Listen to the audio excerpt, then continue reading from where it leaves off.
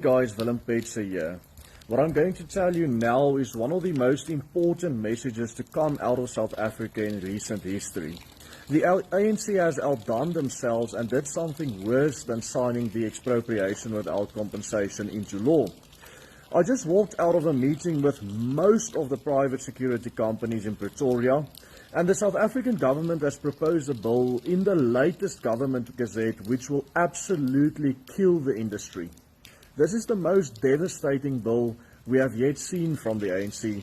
We have one of the most corrupt and incompetent police forces in the world in South Africa, and the only thing keeping this country from a total collapse into crime is the private security industry. South Africa has one of the highest crime rates in the world, and the police does very close to nothing to stop it.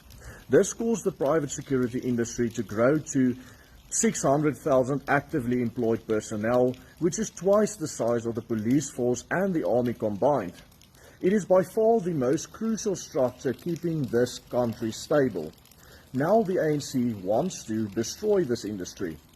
In the proposed bill, the government wants to restrict the use of semi-automatic weapons to anti-poaching and protection of valuables being transported, such as cash in transit. Furthermore, it wants to prohibit private security companies from using tasers, tear gas, water cannons, sponge grenades, rubber and plastic bullets, and any other weapons that may harm civilians.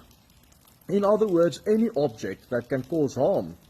If the security company wants to use such non-lethal weapons, it must apply to the authorities 7 days before doing so.